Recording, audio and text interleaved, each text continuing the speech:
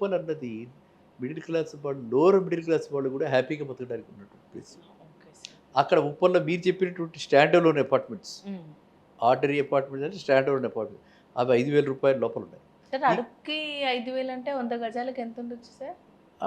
ఏది ఇప్పుడు ప్లేస్ ఏదైతే చెప్పారో అది అడుక్కి 5,000 అంటే ఒక 100 అంతే గజ కదా! మీకిప్పుడు 2 బెడ్‌రూమ్ అంటే ఒక 1000 అడుగులుంటే ఆ! చాలు, ఓకే. 50,00,000.